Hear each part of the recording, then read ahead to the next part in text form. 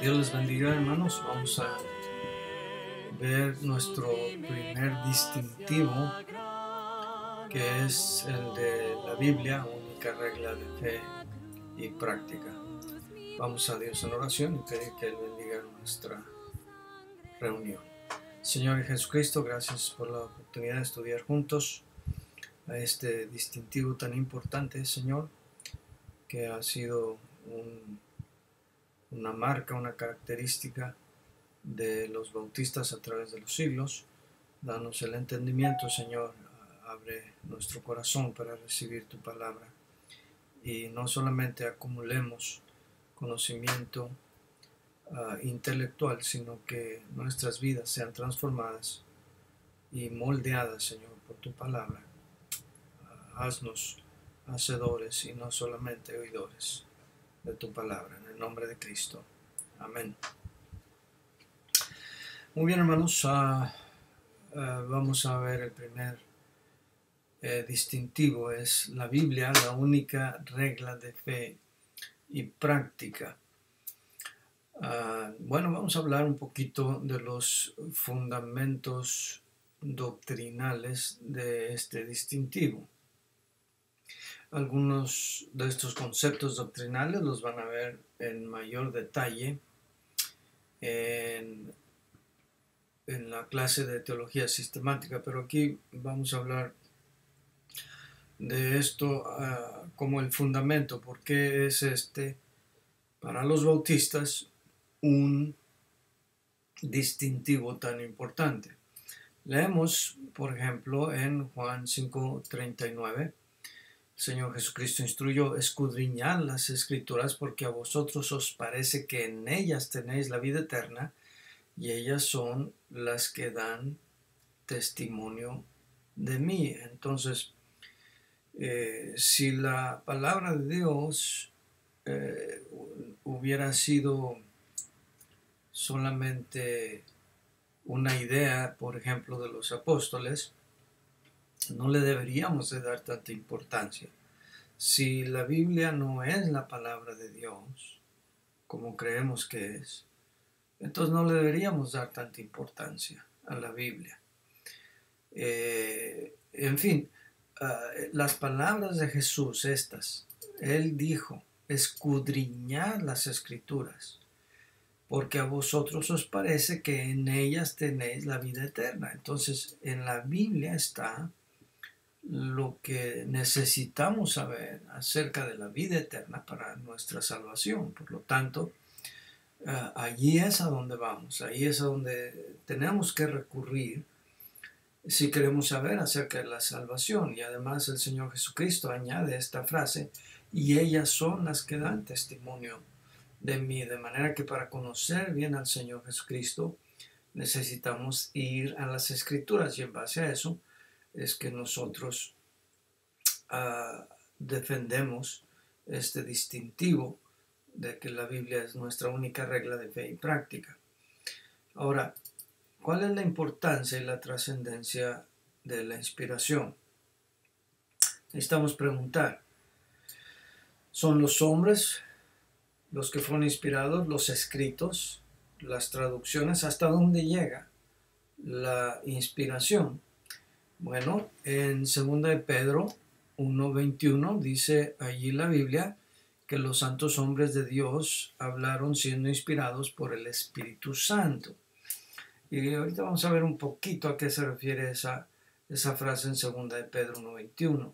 Fueron inspirados, quiere decir fueron movidos, fueron llevados, que es una palabra diferente a la que se encuentra en 2 Timoteo 3:16, que es la palabra teonestos. Y ahorita vamos a hablar acerca de eso. Pero lo que nosotros creemos es que la inspiración alcanza a los manuscritos originales. No hay copias inspiradas y no hay versiones inspiradas, no hay traducciones inspiradas.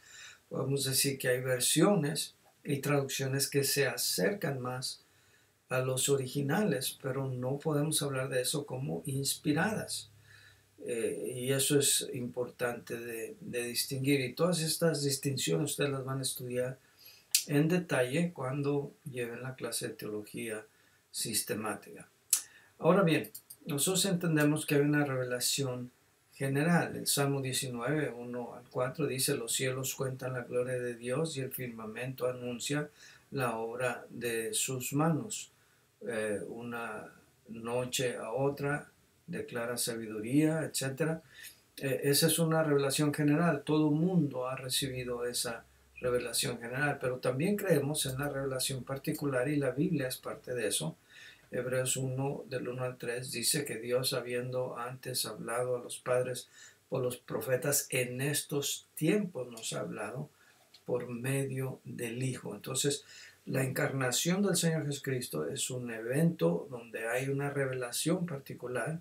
La entrega de las Escrituras es otro evento de revelación particular y no está tan a la disposición de todo el mundo. Por eso le llamamos revelación particular.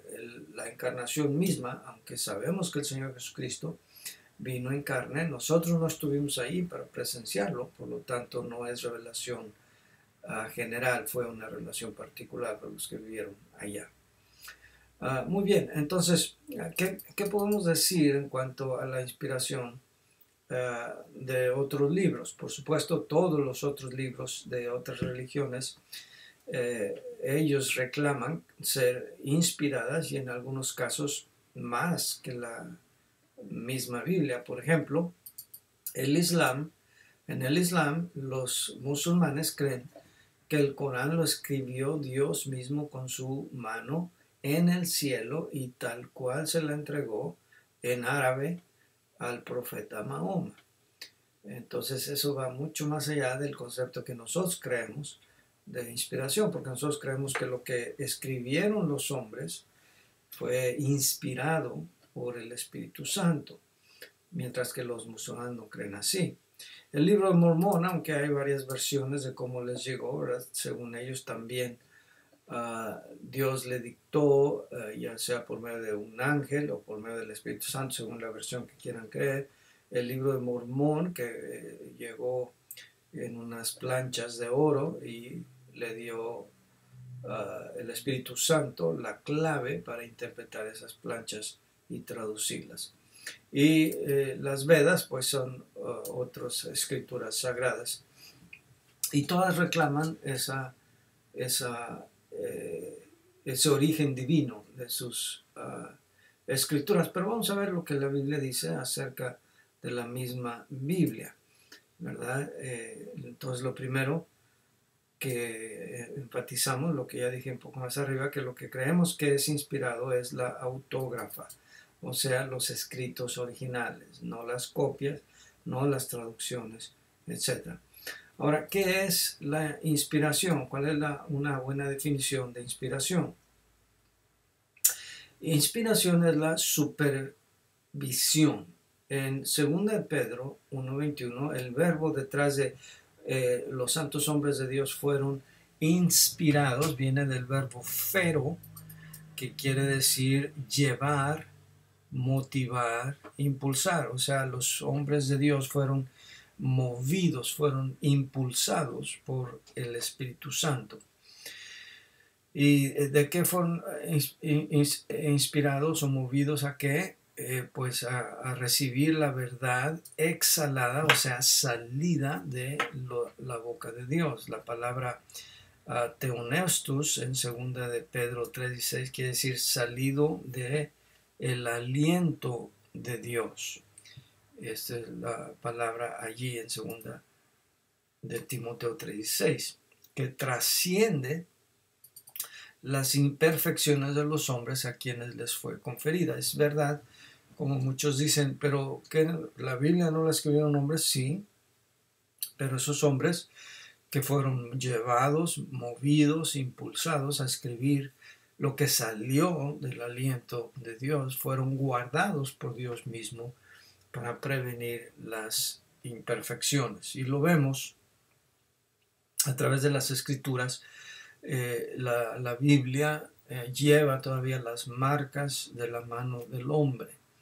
Dios no quiso ocultar, por ejemplo, los defectos de Moisés, los defectos de David, los defectos de, de todos los que contribuyeron a escribir la Biblia, pero sí en cuanto a las verdades que comunican la Biblia, esas sí son infalibles, sin error.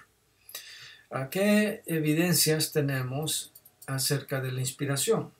Bueno, tenemos como evidencias, primero, evidencias internas.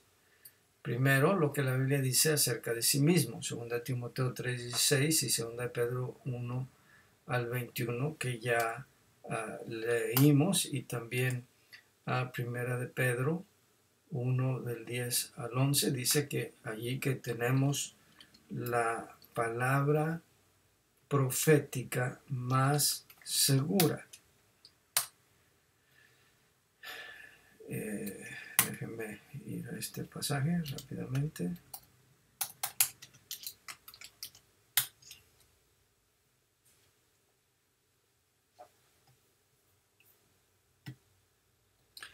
Dice allí, los profetas que profetizaron de la gracia destinada a vosotros, inquirieron y diligentemente indagaron acerca de esta salvación.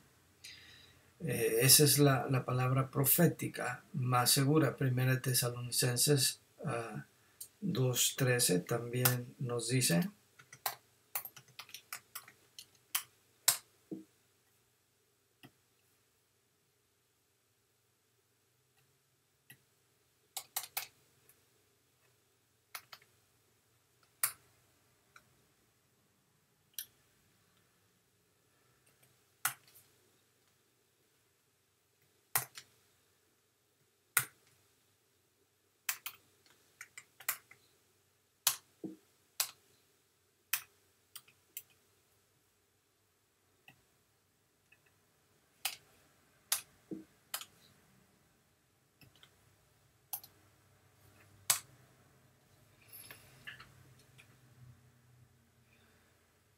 Dice allí, por lo cual también nosotros sin cesar damos gracias a Dios de que cuando recibisteis la palabra de Dios que oísteis de nosotros, la recibisteis no como la palabra de hombre, sino lo que es según en verdad la palabra de Dios, la cual actúa en vosotros los creyentes. Y luego en 2 de Pedro 3:16, Pedro contrasta las escrituras de Pablo que son mal interpretadas o torcidas, al igual que las otras escrituras, lo cual Pedro pone a nivel de escritura los escritos de Pablo. Como evidencia interna también vemos que la Biblia tiene una consistencia y armonía. Los supuestos errores que la gente ha encontrado, gente enemiga, adversa a la palabra de Dios, la mayoría de ellos o no se han dado al estudio concienzudo de la Biblia o se guían por lo que otros han dicho, ¿verdad? Entonces no hay que hacer mucho caso de eso. Pero más importante es lo que Cristo mismo dijo acerca de su palabra. Mateo 5:18, por ejemplo, dice que ni una jota ni una tilde pasarán sin que sea cumplido.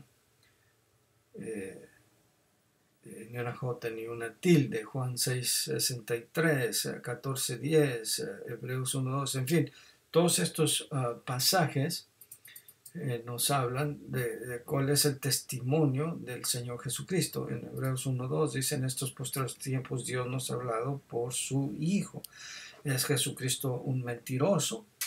¿O vamos a creer lo que Él dijo, verdad? Y Él prometió que vendría el Consolador que nos guiaría a toda la verdad. En cuanto a las evidencias externas de la inspiración, tenemos varias. Primero, la supervivencia o sobrevivencia de la Biblia. La Biblia es el libro más vendido, más leído, más traducido y con muchos más manuscritos que cualquier otro libro que la sobrevive, incluso comparado con grandes obras literarias como la Ilíada y la Odisea, Don Quijote de la Mancha, los escritos de Shakespeare, en fin, durante varias décadas estuvieron los críticos siempre manteniendo una lista de los libros mejores leídos y mejores vendidos.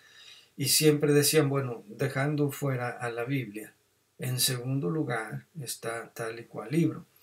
Y se cansaron tanto de eso, la Biblia nunca baja de ser el primero. Entonces ahora ya lo dan por hecho, lo dejan por sentado, ya la Biblia es el mejor libro leído y más vendido, entonces vamos a concentrarnos en los demás. Nadie puede discutir, ¿verdad? Este gran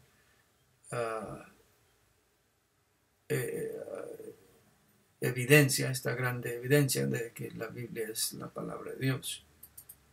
Los hallazgos arqueológicos y la literatura secular nos demuestran que la Biblia realmente fue inspirada por Dios. En el idioma chino, por ejemplo, hay varias palabras que demuestran que de alguna manera los chinos conocieron lo que la palabra de Dios dice en cuanto a la creación. Por ejemplo, la palabra hombre en los escritos chinos, la manera de escribir de los chinos, se ve a alguien soplándole aliento para recibir vida. Eso recuerda el relato bíblico. El diluvio tiene los caracteres de un barco flotando sobre agua. La tentación, se ve a una serpiente ahí tentando al hombre. En fin, hay muchas evidencias en el idioma chino de que ellos conocían los relatos bíblicos, ¿verdad? Y eso está allí para cualquiera que lo quiera ver. Había cartas, por ejemplo, entre los pueblos cananeos que se escribieron mutuamente, por ejemplo, la conquista de Josué, en donde los reinos se advertían de la venida de los jíbaros que venían y buscaban aliarse para resistir la conquista del pueblo judío. Y hay mucho más, los relatos, pinturas rupestres, hallazgos arqueológicos, todo tipo de cosas que apuntan a que la Biblia tiene la razón. Aún la ciencia, que según muchos la Biblia y la ciencia son contradictorios, no son compatibles, es al contrario, todo lo que la ciencia va descubriendo, va confirmando que la Biblia tiene la razón. Por ejemplo, durante mucho tiempo, cuando la medicina no había avanzado, se creía que todas las enfermedades estaban en la sangre y se practicaban para sanar a los enfermos lo que se llamaban sangrías, que consistía en desangrar al paciente y dejarlo que saliera la sangre con supuestamente las enfermedades. Y todo paciente moría, ¿verdad? Pues ¿quién va a sobrevivir sin sangre? Con el avance de la ciencia se descubre que, oye, no, la sangre es vital. Pero ya la Biblia lo decía, la vida de la carne en la sangre está. Y por eso la Biblia en el Antiguo Testamento prohibía comer la sangre. Bien, tenemos también varias teorías acerca de la inspiración. Y algunas son muy cómicas, irrisorias, ¿verdad? La intuición natural, por ejemplo. Es los que tienen este concepto de la Biblia, no es más que solamente una expresión religiosa del pueblo judío. La teoría documentaria, por ejemplo, de Wellhausen-Graf del Pentateuco, dejan ver que no creen en el elemento sobrenatural de la Biblia, ¿verdad? De que esto fue una compilación de diferentes fuentes y le pusieron los nombres que tiene la Biblia ahora para darle más crédito, importancia y que la gente los leyera.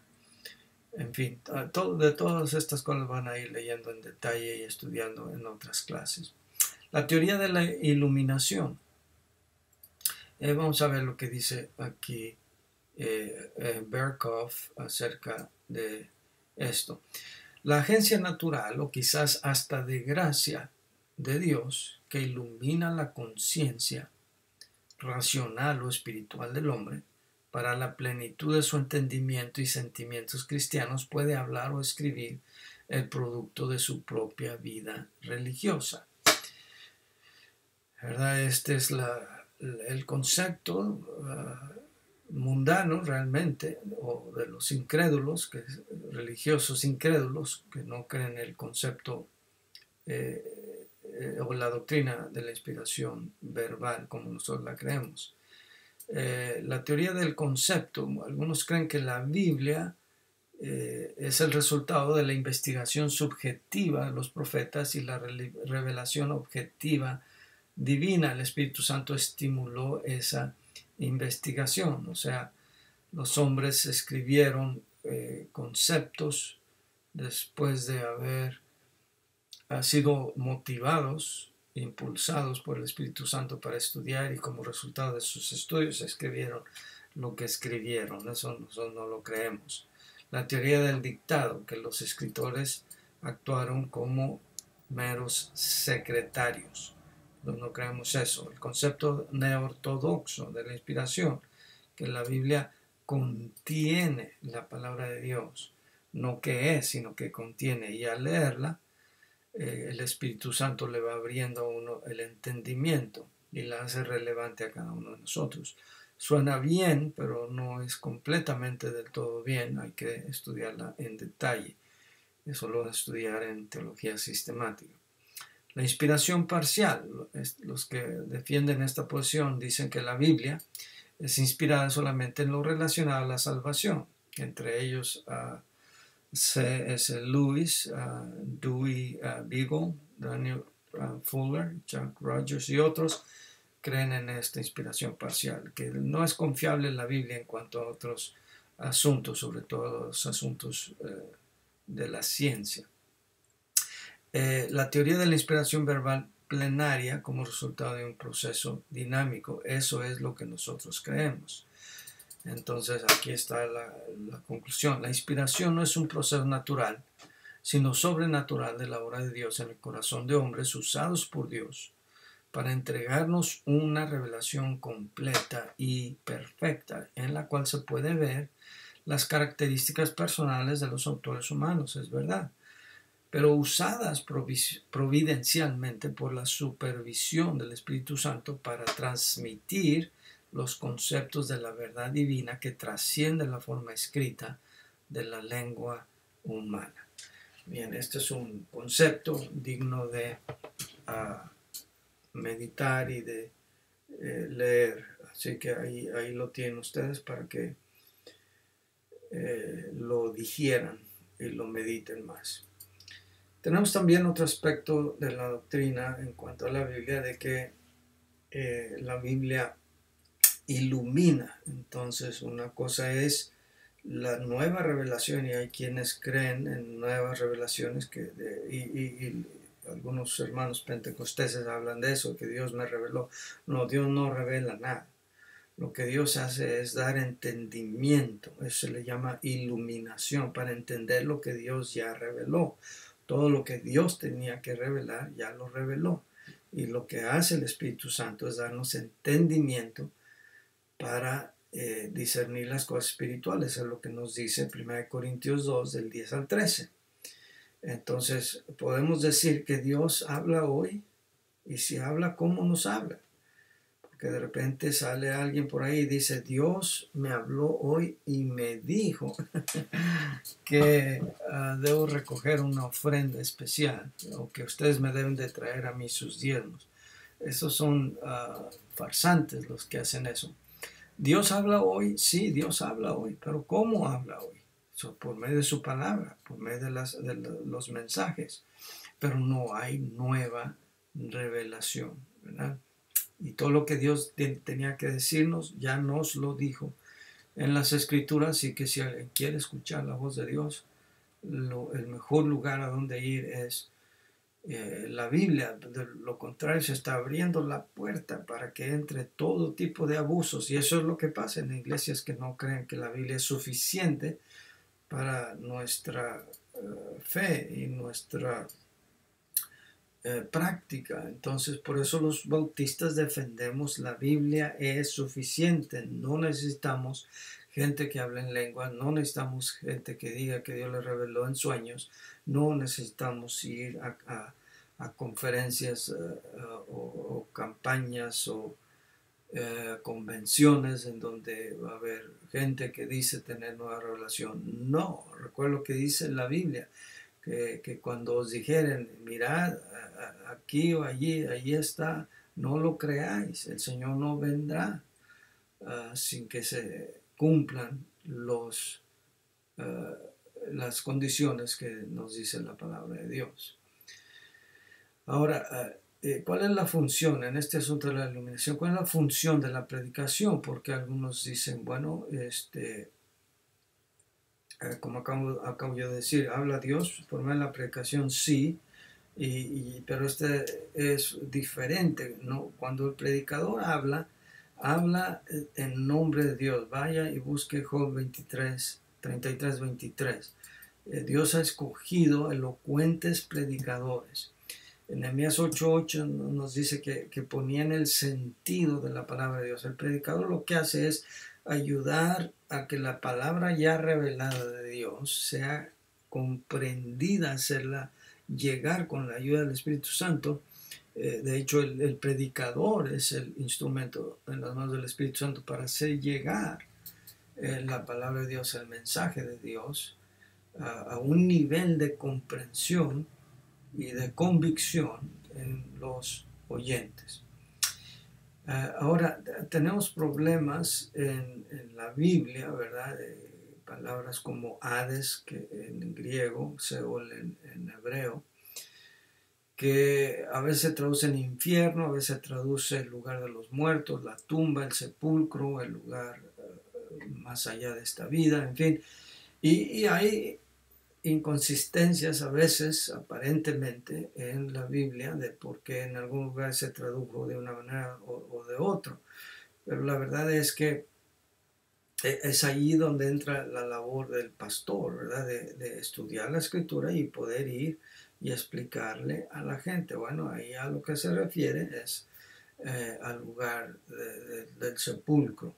Y por eso los testigos de Jehová dicen que no existe el infierno, que todo termina en la tumba, que Hades y Seol se refieren solamente a la tumba. No, en algunos casos se refiere sí a la tumba, pero otras veces claramente se refiere a un lugar de tormento que no termina. Muy bien, estos son los fundamentos doctrinales de por qué los bautistas defendemos que la Biblia es la única regla de fe y práctica. Entonces vamos a ver ya en lo práctico qué es lo que creen los bautistas. Primeramente, los bautistas creemos que la Biblia, la palabra de Dios, es infalible. Es infalible en cuanto a dogma. Vamos a ver aquí lo que dice 1 Corintios 4:6.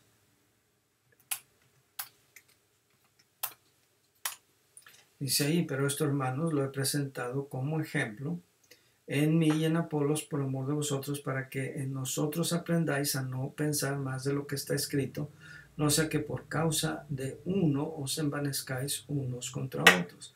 O sea, no hay que pensar en cuanto a doctrina y dogma más de lo que está escrito. Creemos que la Biblia es suficiente en cuanto a consejo y dirección. Ya conocemos estos versículos, 2 Timoteo 3, 16 y 17. Toda escritura es inspirada por Dios y útil para enseñar, para redarguir, para instruir, para corregir en justicia, a fin de que el hombre de Dios sea enteramente preparado para toda buena obra. Entonces nosotros creemos eso, nosotros creemos que la palabra de Dios es final para todo dogma o doctrina. Nada hay en el aire que digamos, no, bueno, eso no lo sabemos. En cuanto a doctrina, todo está perfectamente bien establecido y bien claro en la Biblia. Ya leímos estos versículos, 1 de Tesalonicenses 2:13 y 2 de Pedro 3:16, en donde Pablo dice que recibieron la palabra que ellos les predicaron, como lo que es en verdad palabra de Dios. Ahora, la palabra de Dios es absoluta para todo dogma y práctica, y esta es una repetición un poco, ¿verdad? En cuanto a lo que acabamos de decir, 1 Corintios 4:6. Allí se resuelve todo, hay que ir a la Biblia. Lo que la Biblia diga es final, la Biblia tiene la última palabra, y por supuesto, aunque hay partes que parecen ser difíciles o contradictorias, para eso está la hermenéutica, para saber cómo interpretar la Biblia. Ahora, ¿cuál es la evidencia de la historia de las iglesias? Bueno, a través de los siglos, las iglesias, todas, no solamente los bautistas, han tenido lo que se llaman sus credos o confesiones de fe. Algunas de esas confesiones de fe muy famosas son, por ejemplo, la confesión de fe de Augsburg, que es el credo de la iglesia luterana; la confesión de fe de Westminster, que es el credo de la iglesia presbiteriana; los 39 artículos, que es el credo de la iglesia anglicana; y hay otro que se llama la confesión helvética, que es un credo estandarizado. En cuanto a los bautistas, como directriz, no como canon, ¿verdad? Porque por eso insistimos, nosotros creemos que la Biblia es lo que resuelve todo asunto de doctrina. Como directriz, no como canon, los waldenses, los anabautistas, los bautistas generales y particulares, los primeros bautistas en América, tuvieron alguna forma de confesión, a veces llamada catequismo, pero las más completas o más importantes son la Confesión Bautista de 1689 y la Confesión de New Hampshire de 1833. Si ustedes quieren ver estas confesiones, están en el internet, pueden buscarlas y darse cuenta que básicamente son las confesiones de cualquier iglesia bautista fundamental, basada en la palabra de Dios en los tiempos modernos. Muy bien, entonces, ¿qué es lo que creen otros grupos? Esto es importante, ¿verdad? Aunque todos dicen creer la Biblia y que creen en la autoridad de la Biblia, en realidad no siempre es así. Vamos a ver lo que creen otros grupos. Un grupo muy grande, por supuesto, la Iglesia Católica Romana. La Iglesia Católica Romana, obviamente, pues muchos que no conocen en detalle las diferencias doctrinales entre la Iglesia Católica y otros grupos cristianos, identifican a la Iglesia Católica como cristiana, ¿verdad? Pero hay muchas razones por las que no se puede considerar cristiana, pero una de ellas y la principal, y aquí es lo que yo trato de usar para explicarle a la gente cuando me preguntan, bueno, ¿cuál es la diferencia entre la Iglesia Católica y la Iglesia Bautista? Bueno, son tantas que lo mejor para mí es resumirla en una sola. Bueno, en que los bautistas nos basamos en la Biblia, única y exclusivamente. Y luego contestan ellos o preguntan, ¿y la Iglesia Católica? Bueno, la Iglesia Católica cree en la Biblia, pero también en el magisterio. Y cuando digo magisterio, nos estamos refiriendo a todo el cuerpo de escritos oficiales de la Iglesia Católica, que incluye bulas papales, incluye encíclicas, incluye todo tipo de publicación, todo tipo de declaraciones del Papa, por ejemplo, hechas ex cátedra, o sea, desde la silla, que son consideradas infalibles. En fin, todo lo que la Iglesia Católica enseña, aparte de la Biblia, y que por cierto gran parte no está en la Biblia, está basado en el magisterio, y para ellos el magisterio en todo caso es hasta más importante que la Biblia misma y por lo tanto eso los constituye en realidad en una secta, ¿verdad? Una secta equivocada porque tienen muchos dogmas, muchas creencias, muchas prácticas que se salen completamente de la Biblia. Eso no es por decir un ejemplo. El purgatorio, ¿de dónde saca la Iglesia Católica el concepto de purgatorio? Si uno va y estudia los dogmas de la Iglesia Católica en cuanto al purgatorio, encontrará que se basan en un pasaje oscuro de Segunda de Macabeos, que más que apoyar esa doctrina, la refuta, ¿verdad? Pero no es tanto en ningún pasaje de la Biblia, ya sea en los libros apócrifos o ya sea en la Biblia que sí consideramos inspirada nosotros también. Hay un pasaje muy vago ahí donde el Señor Jesucristo dice no saldrá de ahí hasta que pague el último cuadrante. Creen que es una referencia al purgatorio donde la gente va a pagar, a purgar sus penas y luego ya después de haber cumplido puede salir. Entonces no hay realmente en la Biblia nada que enseñe eso, pero sí está en el magisterio, en la enseñanza del purgatorio. Y esa fue una enseñanza muy en boga, especialmente en el siglo XVI, ¿verdad? Porque eso le trajo a la Iglesia Católica muchos ingresos para poder construir la Capilla Sixtina. En fin, ese es otro asunto. Pero la Iglesia Católica se basa en la Biblia, pero más en el magisterio. Los adventistas del séptimo día también suenan muy cristianos. Y obviamente ellos enfatizan el día sábado como el día del Señor para observarlo. Y usan mucho la Biblia, pero usan mucho también los escritos de la señora Elena White. Y de hecho, al defender sus doctrinas, defienden más ellos los escritos de la señora White por encima de la Biblia. Los mormones, por ejemplo, los mormones tienen la Biblia, pero también tienen el mismo libro de Mormón, al que ya hice referencia, que según ellos vino en planchas de oro y el libro Mormón, hay muchos documentales ahora, los pueden ver ustedes si gustan en su propio tiempo, pero hay mucho que descredita la veracidad del libro Mormón, habla de civilizaciones en América que realmente no hay evidencias arqueológicas que hayan existido, pero ellos insisten que sí. Se basan también en los libros de Doctrinas y Pactos, Perla de Gran Precio y muchos otros por el concilio de la junta directiva de la Iglesia Mormona allá en Utah.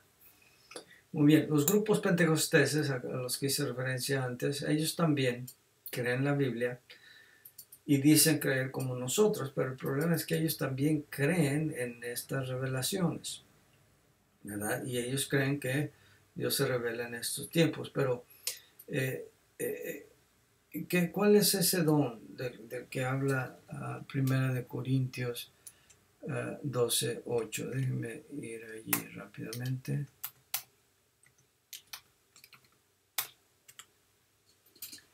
Dice, hablando de los dones, porque a este es dada por el Espíritu palabra de sabiduría, a otro palabra de ciencia, según el mismo Espíritu. En inglés le dicen gift of knowledge, palabra de conocimiento, palabra de ciencia, dice aquí. Es un don para este tiempo. No hay que olvidar que en el siguiente capítulo de 1 Corintios 13 dice que cuando venga lo perfecto, todo lo que es en parte terminará. Y yo creo que se refiere al canon completo de la Biblia, que ya tenemos, ya no necesitamos más revelación. ¿Puede Dios dar nueva revelación? Estos pasajes que están aquí, 1 Corintios 13:10, Daniel 12:4, donde Dios le dice a Daniel, sella las palabras de esta profecía. Claramente enseña que un día estaría completa toda la palabra de Dios y no habría necesidad más de eso. Así que hay que aceptar esto, ¿verdad? Dice, por ejemplo, 1 Corintios 13:10, más cuando venga lo perfecto, entonces lo que es en parte se acabará. Y Apocalipsis 22 del 18 al 19, las últimas palabras, dice, ay del que le añada a las profecías de este libro. En fin, ya tenemos la Biblia completa, ya no necesitamos más, Dios no va a revelar más de lo que ya reveló, y como dijo alguien, si es nuevo, entonces no es de Dios, porque hablan de nueva revelación.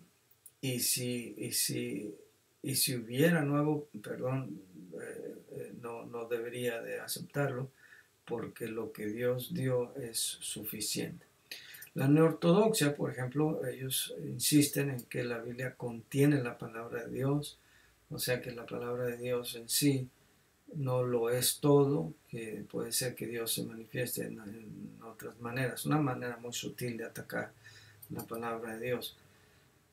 Los testigos de Jehová, por ejemplo, ellos creen que la Biblia, y hablan mucho de la Biblia, pero en realidad su Biblia, para empezar, no es una Biblia fidedigna, está torcida, está manipulada para que enseñe las doctrinas que ellos enseñan. En realidad la autoridad de los testigos de Jehová es la torre del vigía, la organización, los líderes allá en Nueva York y New Jersey, que son los que dictan lo que ellos van a creer con sus publicaciones.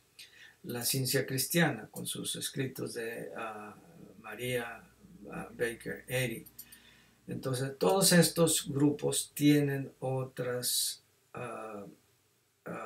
escrituras aparte de la Biblia, y por eso nosotros, hermanos, somos,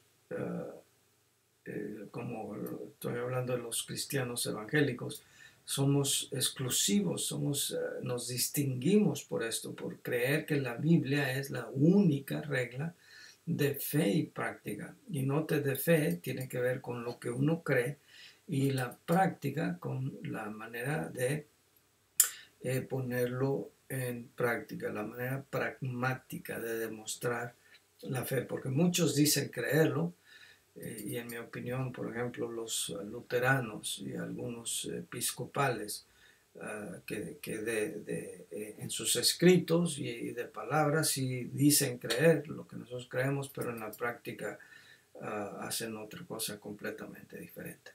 Entonces, hermanos, este es uno de los distintivos, de las características que ha separado, que ha distinguido a los bautistas a través de los siglos, y eso es muy fundamental, porque de aquí es en donde nos separamos de otros grupos y de otras denominaciones, y aún de grupos cristianos, ¿verdad? Y sobre todo de las sectas. Pues bien, hermanos, esto es todo en cuanto a esta clase, este módulo 1. Hay mucho que hablar de esto, podríamos pasar, en verdad, días enteros hablando en detalle de este asunto, pero hay que avanzar, y a ustedes les corresponde hacer sus tareas. Vayan al portal, allí está bien delineado cuáles son sus tareas, las fechas de entrega y todo lo demás. Y por supuesto, hermanos, si tienen preguntas siempre pueden contactarme, ya sea por el sistema de mensajería de Workplace o por medio de el correo electrónico, y aún por el WhatsApp. Ustedes pueden contactarme a mi número, que es en Estados Unidos el 704-207-6104. Gracias, mis queridos hermanos, que Dios los bendiga.